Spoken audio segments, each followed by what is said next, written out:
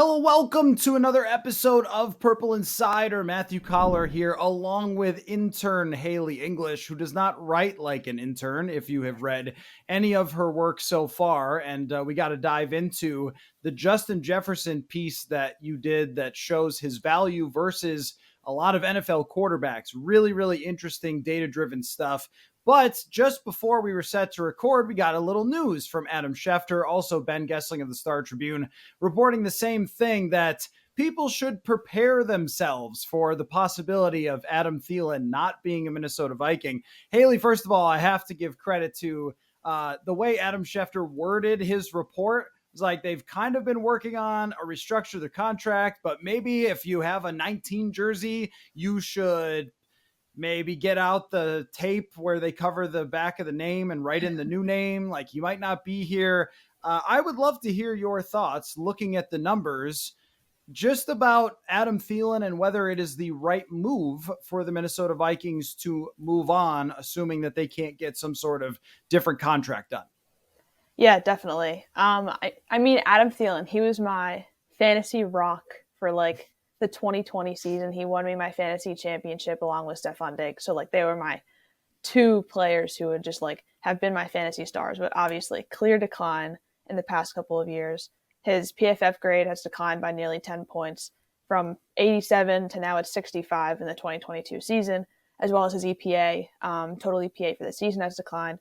It was 46 in 2020, then it went to 24.7 in 2021, and now this past season it was only 10.4. And we'll talk about how Justin Jefferson fits in with that, but yeah, he's clearly not really doing his part on the Vikings anymore, and I think they should be, like, everyone should be prepared for them to move on.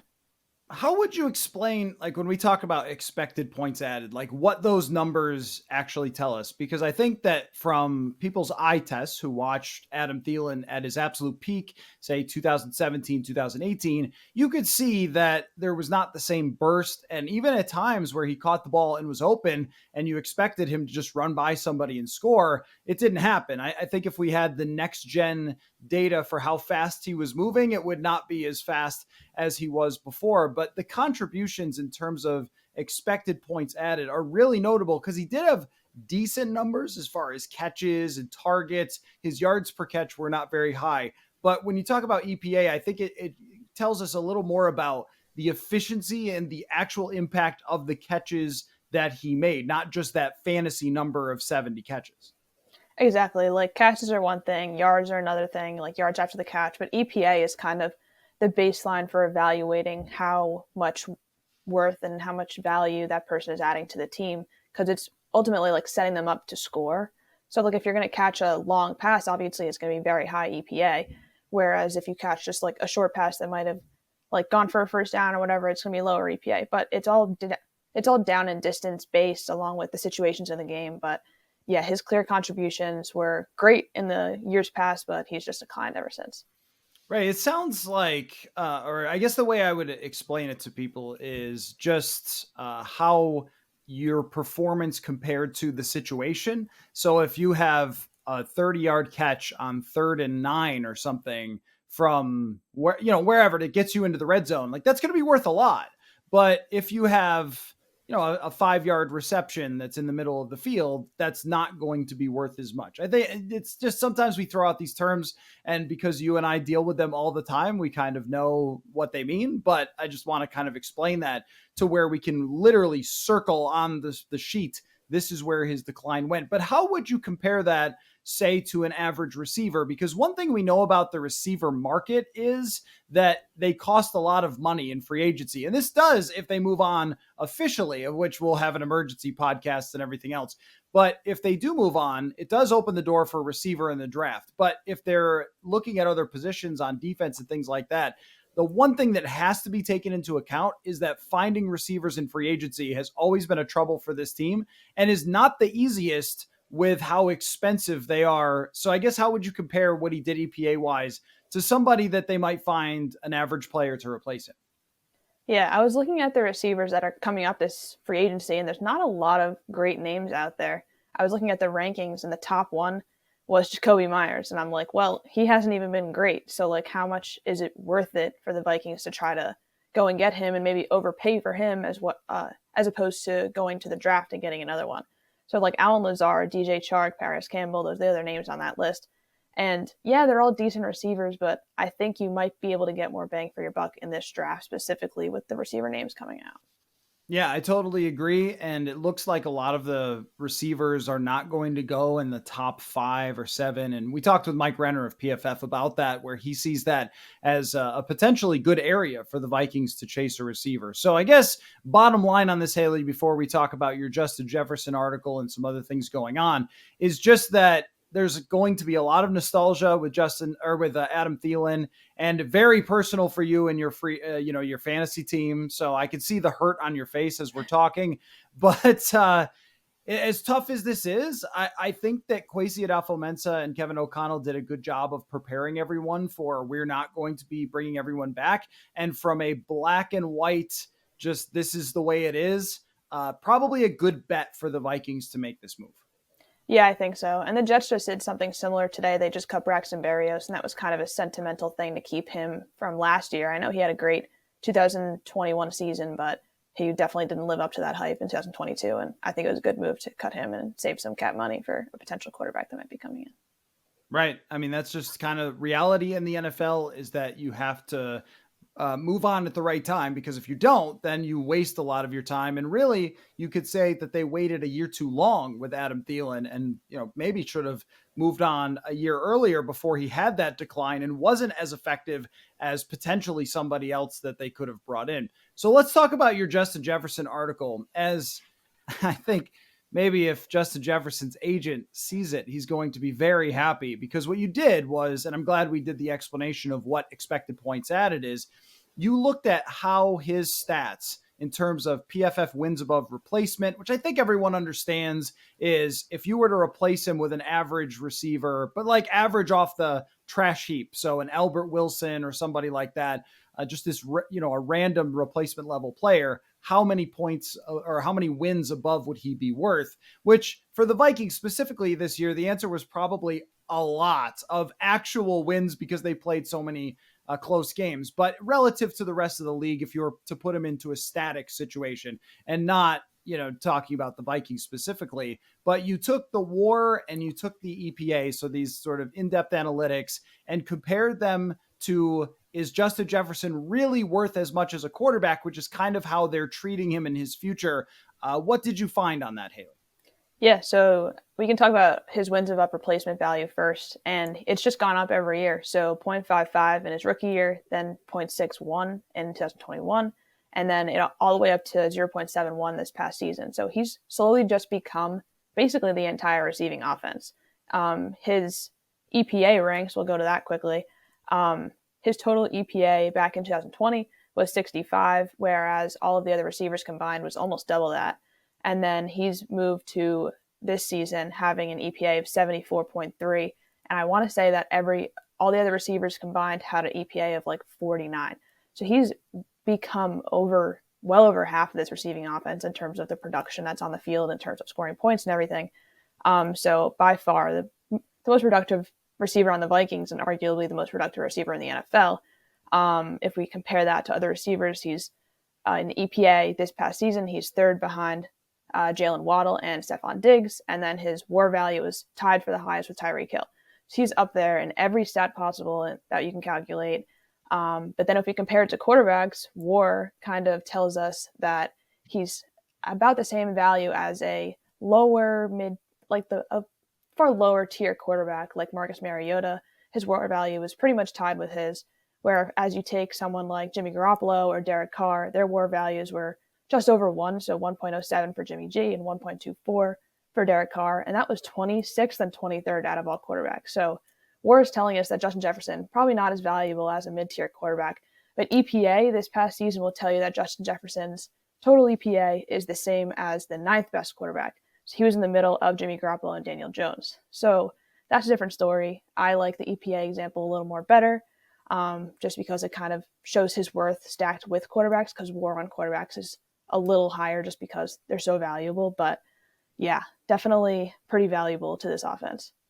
Yeah, I think the difference there is to try to parse through all of the statistics and kind of come up with a like, here's the bottom line on this. It would be that wins above replacement, the replacement quarterbacks are so horrible as compared to the starters that it kind of messes with wins above replacement stats. So if you were to take even a bad Derek Carr season and put in Jarrett Stidham, you would have won several less games because Jarrett Stidham is still nowhere close to a bad Derek Carr.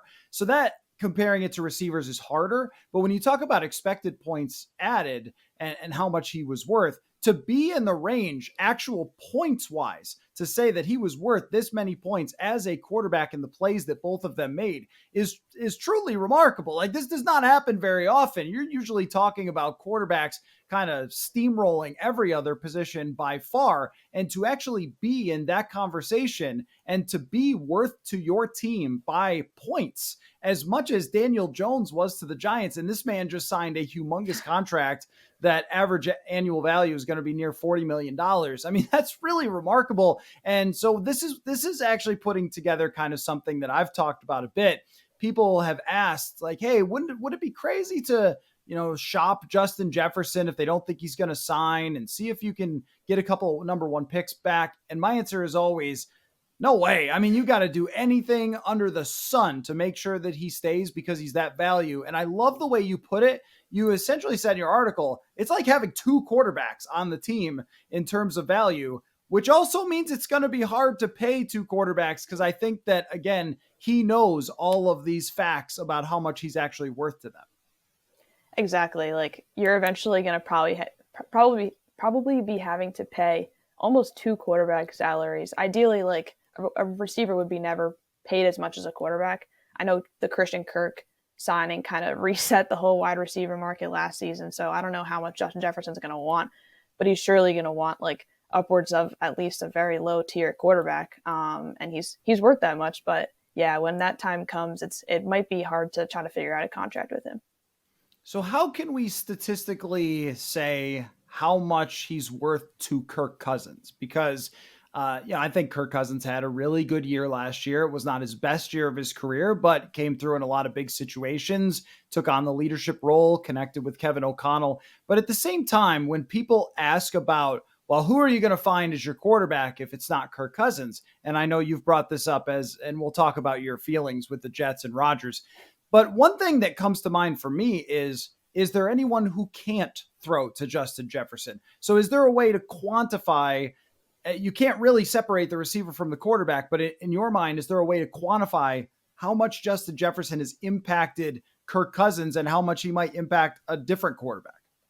Yeah, it's a good question. I mean, he's obviously made Kirk Cousins better just because he makes his life so much easier, because he's gotten open so much. I know 538, that website, they did receiver ratings, and one of them was like getting open. And I think Justin Jefferson was third in that category this past season. So he's been great at getting open. He's been great at making the catch. So he's obviously made Kirk Cousins' life so much easier and maybe making him look a little bit better than he is.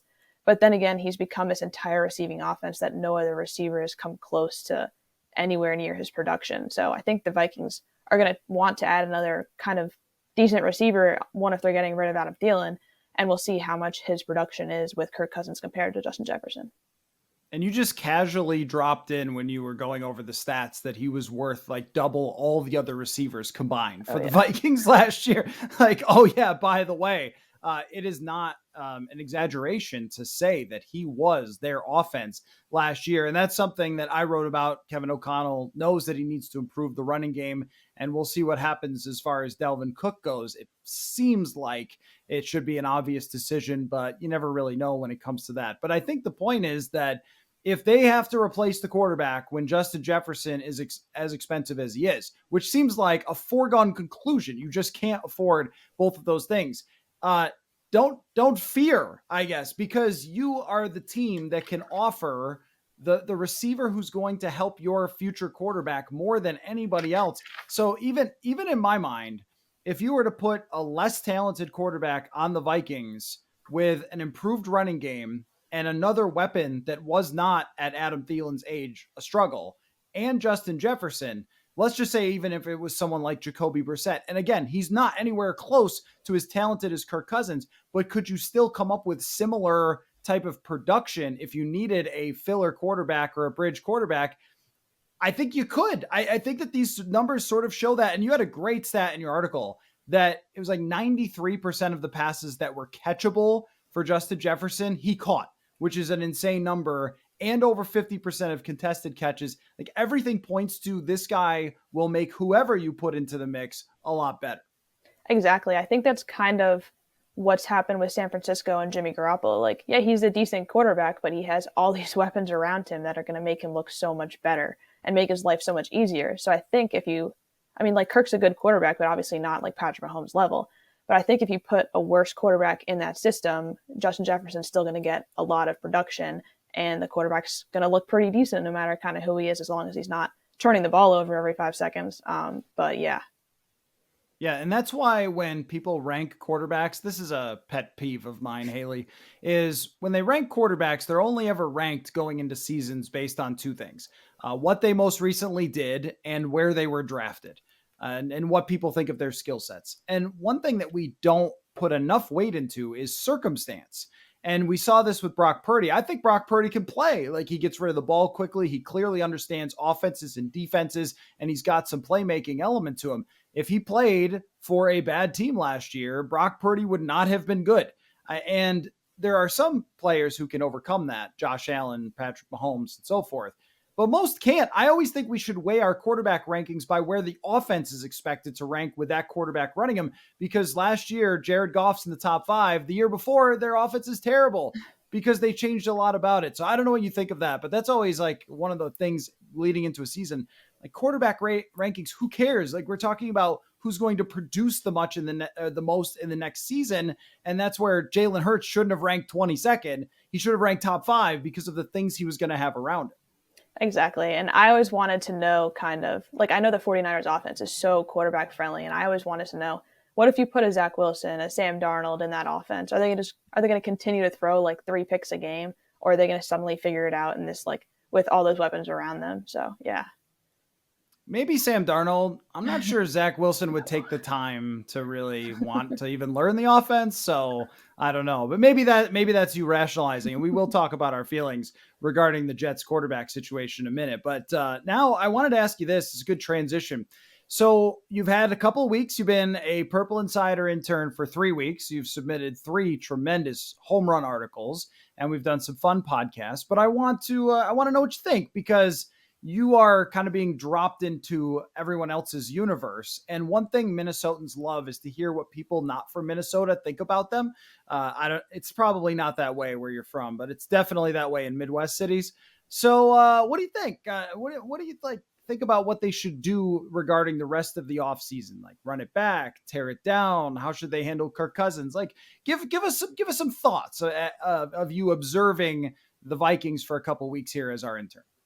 Yeah, I mean, I feel like the biggest thing for anyone not in the Viking circle last season was that they were frauds. They won almost, I think, every one-score game they were a part of. They could have easily been like 3-14, which is kind of crazy. But yeah, so I think the biggest thing, obviously, fix the defense. Number one priority. I know they need to clear cap space. So they did just cut Kendricks, who was their most effective blitzer. I thought that was kind of interesting, just because you brought in Flores, who's an amazing blitz caller and everything, and you just got rid of their most effective one. So I'm like, who other than Harrison Smith, who is a great blitzer and very effective, who are they going to blitz? So I'm like, they have to bring in some people, but do they have the cap space to bring in people? I don't entirely know too much about their cap situation in terms of that. But I think there are players that you guys need to cut. I've heard the names like Jordan Hicks be thrown around, obviously Adam Thielen. And then I think you should keep Harrison Smith. I've heard that name come up for a cut candidate. And I think another priority should be extend TJ Hawkinson. I think he's been great for you guys. And yeah, I think you got to continue that, because I think you're going to get at least a couple more good years out of Kirk Cousins. He's 35, I think. So yeah, as long as you can get good production out of him, I say run it back. Well, and so this is the difficult thing, right? Is they kind of are in a position, unless they're trading Kirk Cousins, where they don't have any choice but to run it back. But how good can they really be is the question. And And it's all very easy for us to be like, well, just tank. And Kwesi Adofo-Mensah talked about that, where he said, I just can't do that. I can't just like push the tank button. You can't tell Justin Jefferson we're just going to lose. But in your mind, let's say perfect world scenario, everything they do works. How much better could they be for next season? Yeah, that's a good question because you're going to need to know what the defense is going to look like. Like, let's say they perfectly draft a corner, or they get another good wide receiver. I think they can be decent. They wouldn't be losing like too many players because Adam Thielen one had no production.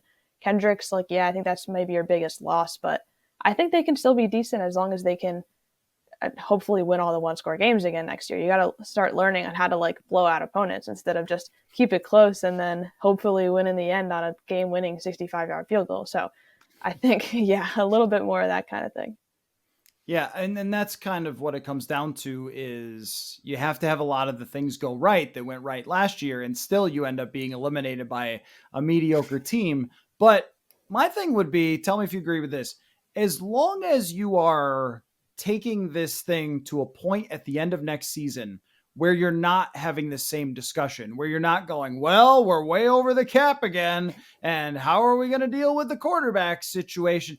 If you come out of this offseason with a competitive football team, but also a ton of answers about the future, I think that's a win. I think that's kind of the best case scenario in a world where you can't just get rid of everyone and just run back a garbage roster and win three games. Like, you're just not in that position with some of the key players that you have. But if you have answers and you have cap space at the end of the day and draft capital at the end of the day and feel like you're in a good position to competitive rebuild this thing, that would be a win. A loss would be if you don't have those things. Exactly. As long as you make sure that Justin Jefferson isn't the one-man show that's kind of running the team, I think you're in a good place for next year. Yeah, I agree. Let's get into some of these other things. So I want you to share your feelings. That's what we do on the show quite a bit, actually. And it's always funny because, sometimes sitting in your seat right now is Jeremiah Searles, who is 6'5" and 275 pounds, but he's always willing to share his feelings. So that means you have to as well. Aaron Rodgers, Jets. Let's talk about that. Let's talk about your feelings. You've gone through a lot of bad quarterbacks with the New York Jets. And from a Vikings perspective, it's weird because that team, the Green Bay Packers, have had great quarterback play, elite, for 30 straight years. And weird, they've won a lot of games. I know the anti-QB wins people. They're going to have to explain that. But Aaron Rodgers, Jets, how would that make you feel? Oh, amazing. I was very high on Derek Carr, and then I get it. Like, he wanted to sign somewhere that wanted him as his like number one option. So the Jets have made it clear, like, Aaron Rodgers is their number one guy, kind of like for a little bit now.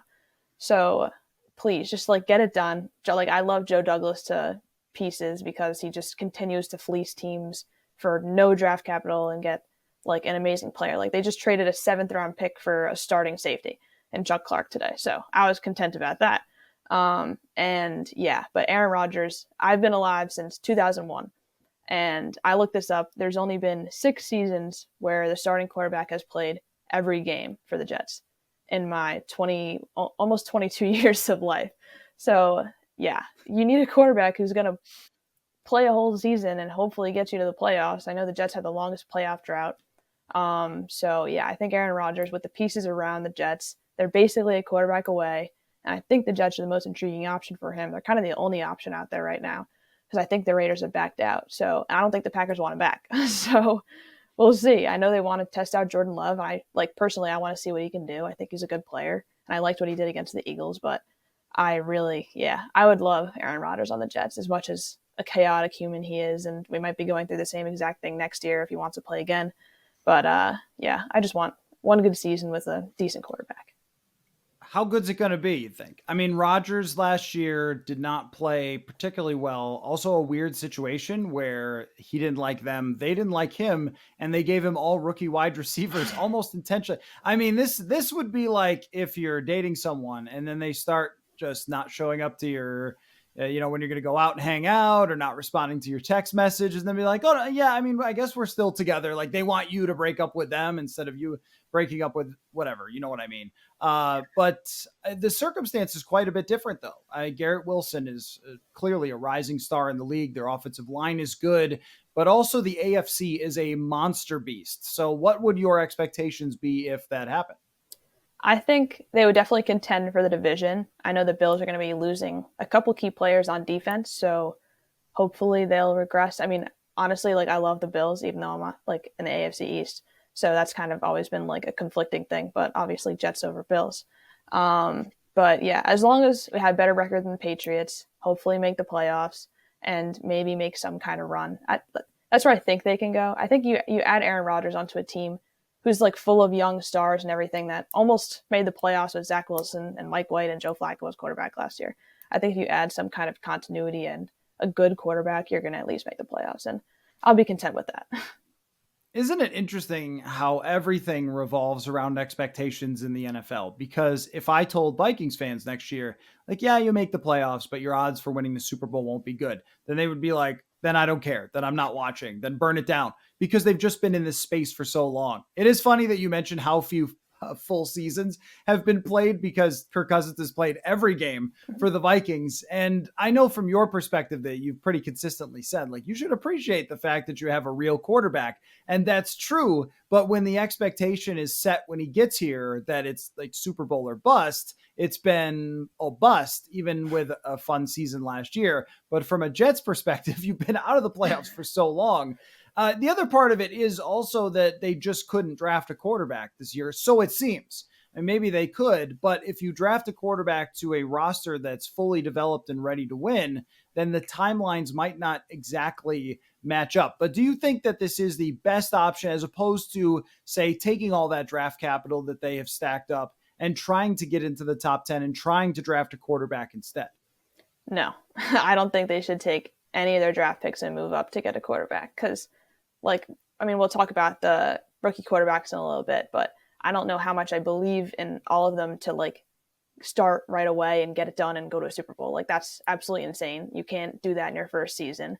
I know Patrick Mahomes is kind of insane and has been doing that ever since he started, but yeah, I think you got to put in a win now quarterback in that roster and then deal with whenever it, like if it's Aaron Rodgers, if he retires next year in 2 years, then you'll deal with that when that happens. But this is your best window right now with everyone on rookie contracts and everything.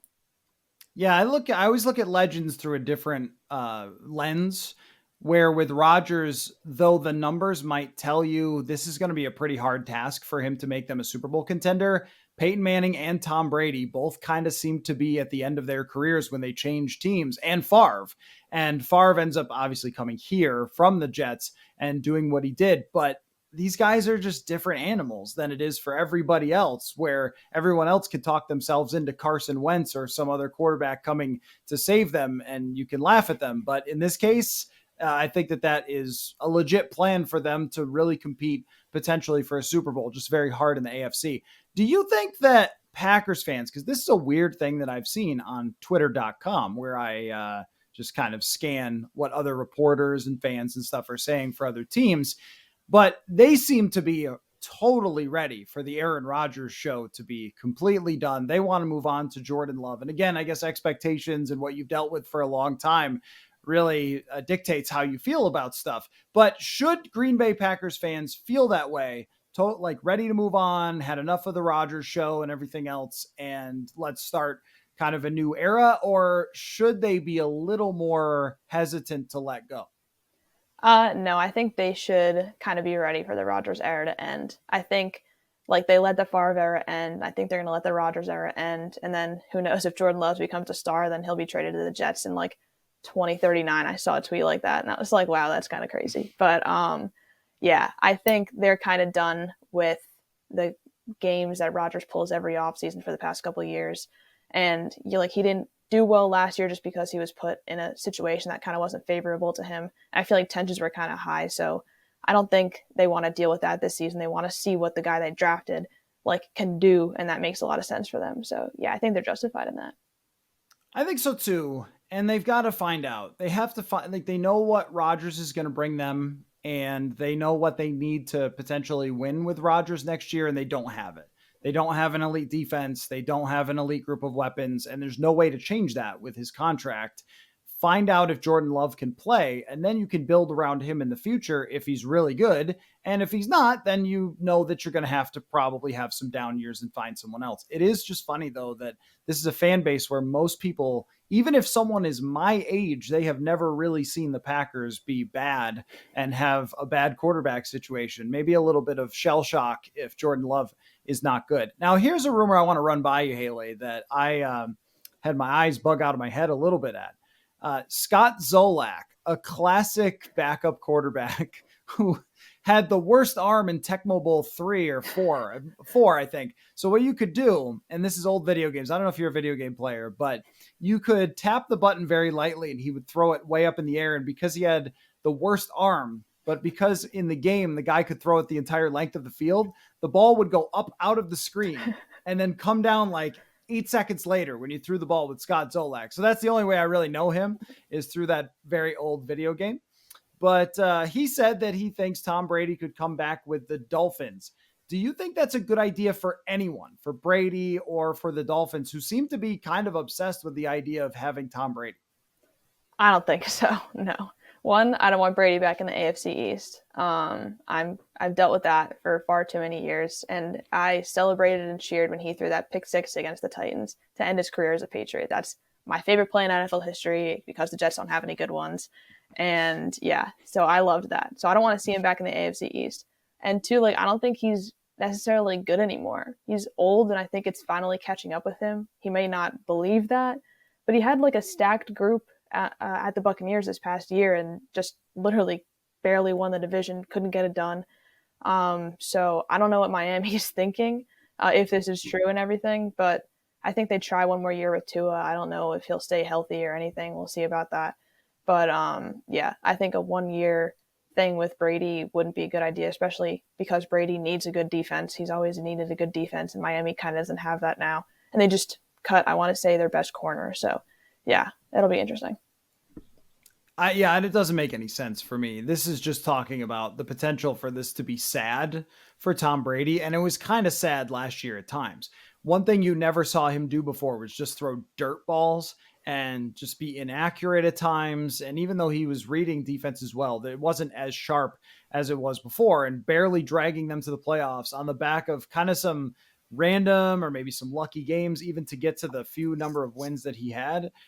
It was just not a great situation even to watch him then. This is the right time for him to walk away, hands down, in my mind. And for the Dolphins, now Tua's injury is certainly a concern for them, and it should be, but he was like the highest rated quarterback in the league last year. I mean, it just seems so weird to me that they've been trying to get rid of Tua from the moment that they got him, and yet he was won games, and then he was really good at times last year. Like, I don't really understand this. It doesn't seem to even be a character thing because he's always been known as a high character player. I'm just kind of at a loss. I think it's just that they have a completely whacked out owner who's obsessed with Tom Brady.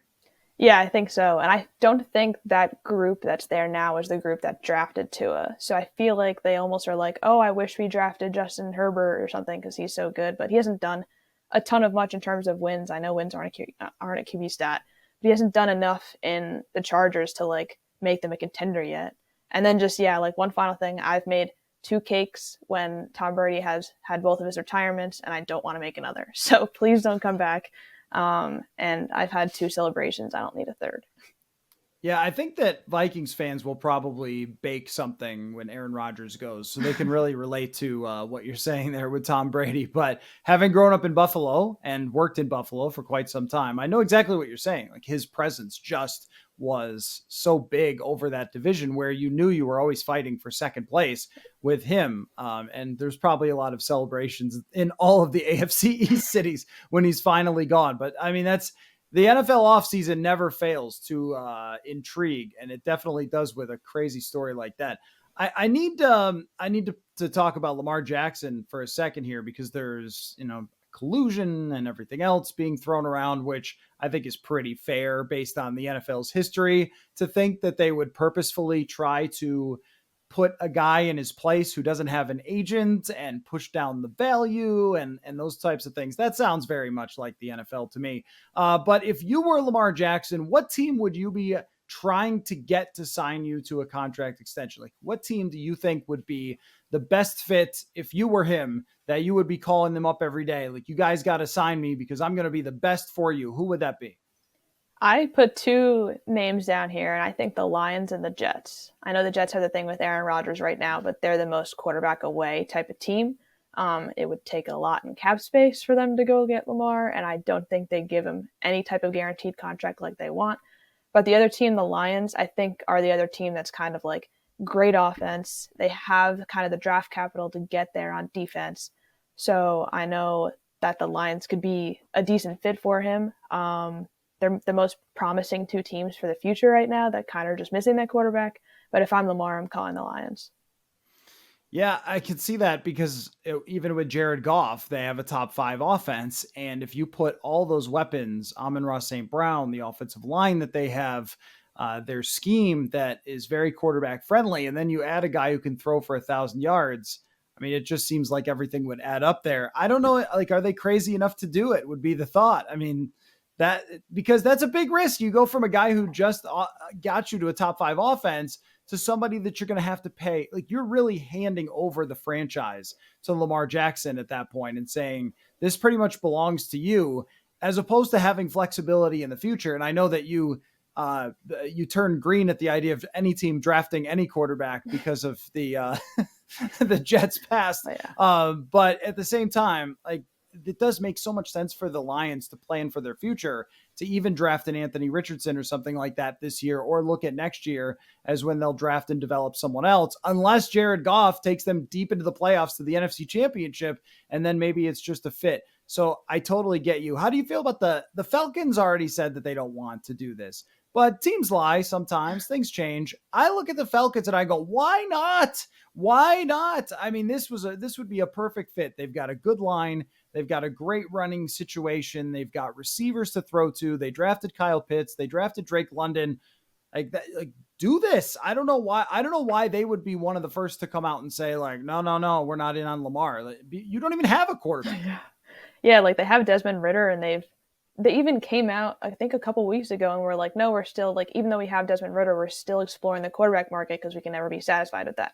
I'm like, there's like Lamar. Like, I don't know. Like, I understand that there could be like potential collusion. I definitely understand where it's coming from, because the Browns with Watson like basically screwed everything up. And I don't think Lamar should get a fully guaranteed contract. I had looked into like the percent of the time that big quarterbacks and everything will play through like their entire deal.